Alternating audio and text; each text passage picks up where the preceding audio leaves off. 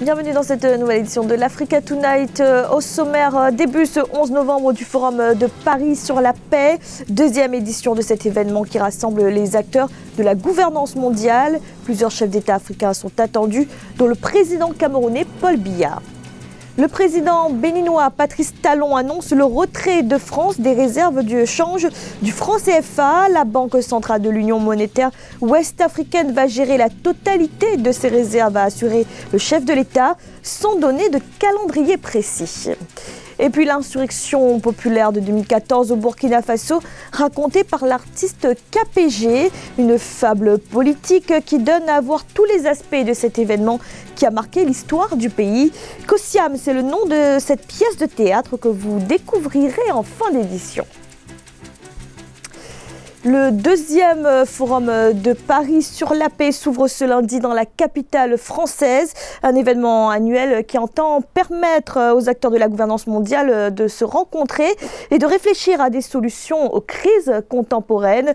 Parmi eux, plusieurs chefs d'État africains, dont le président camerounais Paul Biya. Le Cameroun, justement, qui a enclenché en octobre un processus de réconciliation nationale. Viviane Baoken.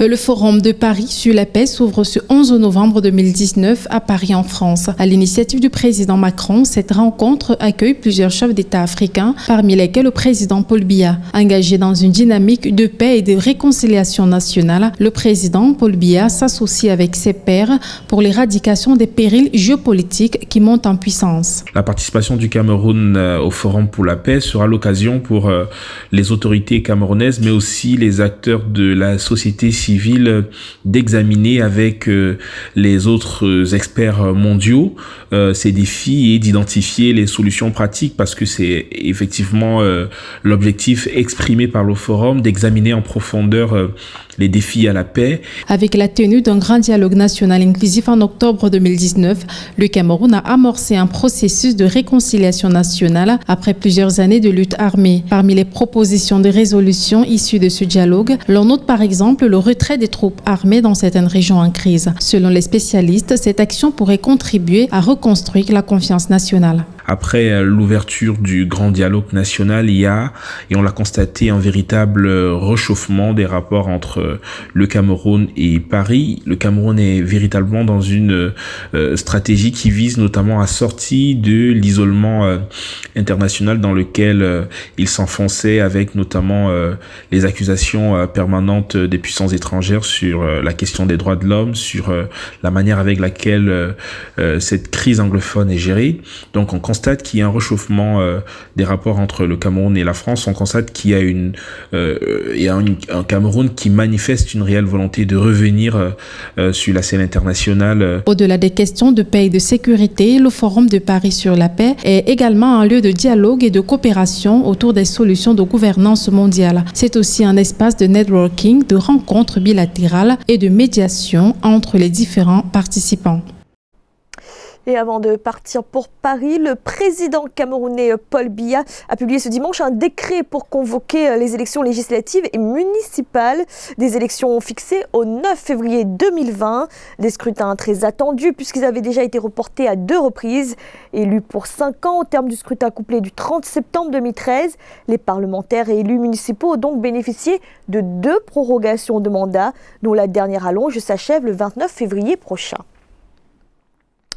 Et au Cameroun, l'heure est toujours à l'émotion et au deuil. 2 semaines après l'éboulement de Bafoussam, ce samedi, un hommage a été rendu aux victimes du drame qui a fait 43 victimes. Une cérémonie en présence du Premier ministre Joseph Diongouté. Reportage notre correspondant Thierry Dassa, commenté par Viviane Baoken. Le Premier ministre camerounais a présidé à la place des fêtes de Bafoussam la cérémonie en hommage aux disparus de la catastrophe de Goaché ayant causé la mort de plus de 40 personnes. Accompagné de plusieurs membres du gouvernement, Joseph Diongouté, représentant personnel du chef de l'État Paul Biya, a assisté aux homélies prononcées par les différentes autorités religieuses en hommage aux victimes de l'éboulement de terrain. Ce qui sera le plus regrettable au soir de notre vie, lorsque nous aurons à rendre compte de notre existence devant Dieu, ce sera de voir ce que nous aurions pu faire pour la dignité de nos semblables et que nous n'avons pas fait par égoïsme. L'éboulement survenu dans la nuit du 28 au 29 octobre 2019 s'est déroulé dans une zone à risque selon les autorités. Les populations avaient plusieurs fois été sommées de quitter cette zone par la communauté urbaine de Bafoussam. Les survivants du drame n'ont pas eu d'autre choix que de partir dans l'attente d'une relocalisation vers une zone plus sécurisée. Nous pensons qu'avec ce qui nous est arrivé, avec son lot de conséquences épouvantables que chacun a vu, il va falloir désormais être sans pitié, en déguerpissant systématiquement tous les occupants sans droit ni titre installés dans ces zones interdites de construction, pour que de telles catastrophes ne se répètent plus. Le Premier ministre John Gouté a assuré aux familles des disparus le soutien du chef de l'État qui lui-même avait annoncé quelques jours après le drame une aide aux sinistrés d'une valeur de 200 millions de francs CFA. Dans l'actualité également, le Nigeria a adopté une nouvelle législation afin de bénéficier d'un meilleur partage des ressources pétrolières avec les grandes firmes internationales. Une mesure qualifiée de décisive par le président Muhammadu Buhari. La nouvelle loi redéfinit les accords de partage de production et redessine la loi sur l'offshore profond, en vigueur et inchangée depuis son adoption en 1993. Les réserves de change du franc CFA bientôt rapatriées.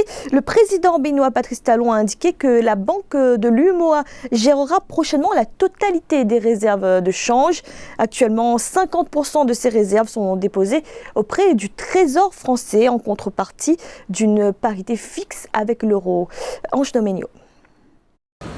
C'est une annonce qui fait l'effet de surprise. Dans un entretien qu'il a accordé à une chaîne de télévision française, Patrice Talon, le président béninois, a déclaré que les réserves de change du franc CFA ne seront plus gérées par la Banque de France.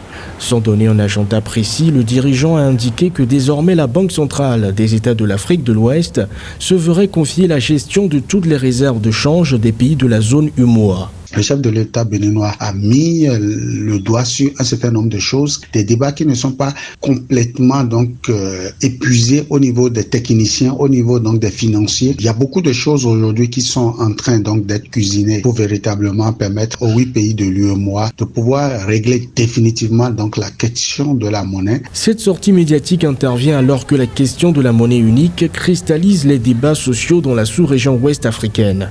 Pour de nombreux Africains, le franc CFA est vu comme un instrument de domination de la France sur les pays qui l'ont en commun, notamment en raison de sa parité fixe avec l'euro. L'éco apportera plus de merveilles au franc CFA, ça c'est évident parce que nous avons désormais dans notre escarcelle le Nigeria, nous avons le Ghana, mais au-delà de ça, il y a le bon voisinage que le Bénin a aujourd'hui avec le Nigeria qui pourra influencer négativement ou positivement cette politique monétaire-là. En ce qui concerne l'adoption de l'éco pour 2020, le président béninois s'est montré plutôt pessimiste quant à sa réalisation. Pour lui, il n'est techniquement pas évident que les pays de la communauté économique des États de l'Afrique de l'Ouest soient prêts à adopter une monnaie unique dès 2020. Les enfants souffrant de malnutrition sévère atteint un nombre alarmant dans les établissements hospitaliers au Tchad. En un an, le nombre de cas a augmenté de 23%. Une situation préoccupante pour les acteurs de la santé publique. À leur côté, des initiatives privées tentent également de venir en aide à ces enfants. Reportage de notre correspondant Mahamat Ramdam. Au Tchad, le nombre d'enfants de moins de 5 ans souffrant de malnutrition sévère continue d'augmenter selon les récentes données du ministère de la Santé et de l'UNICEF. Environ 150 000 enfants victimes de cette maladie sont admis en traitement contre près de 122 000 en 2018, soit une augmentation de 23% en une année. Une situation très préoccupante selon les acteurs de la santé publique. Le centre prend en charge tous les enfants malnutris gratuitement, sans distinction de race, ni d'ethnie, ni de confession religieuse. Donc si l'État peut ne serait-ce que nous aider à prendre en charge le personnel, l'électricité, le médicament, c'est un grand soulagement pour le plus grand bien de tous ces enfants tchadiens qui nous viennent de partout.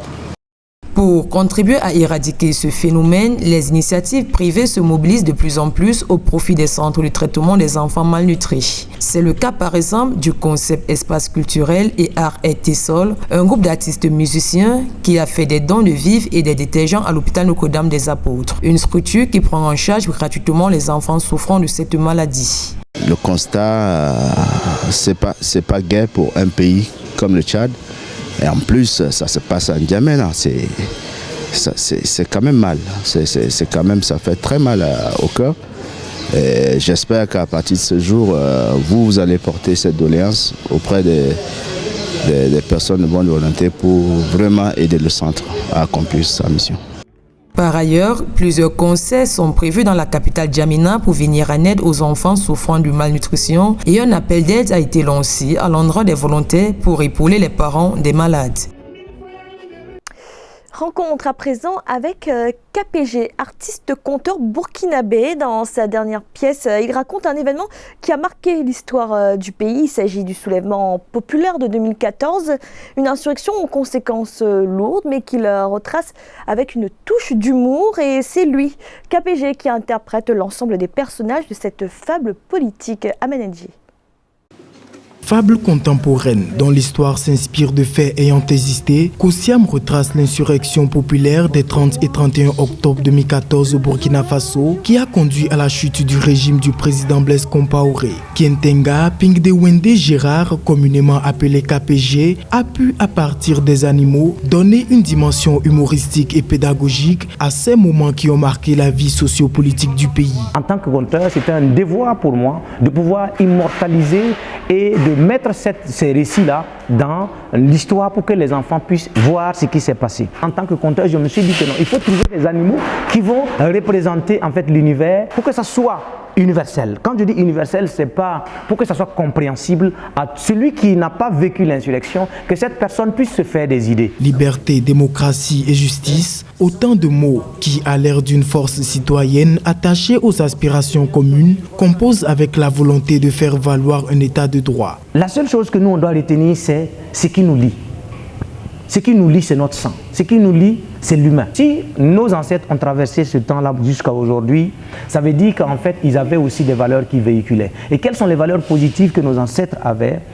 Il faut que nous, on reprenne ces valeurs positives-là, on les réadapte, qu'on écoute la nature. Jouée à l'occasion de plusieurs festivals en Europe, la mise en scène de Kosiam est le fruit de près de 3 ans de réflexion. Par ailleurs, la tournée de Kosiam dans les instituts français de Bamako, Dakar, Cotonou et Ouagadougou continue pour d'autres destinations, dont le festival d'Orly en France, le festival d'Antony et bien d'autres festivals prévus pour 2020.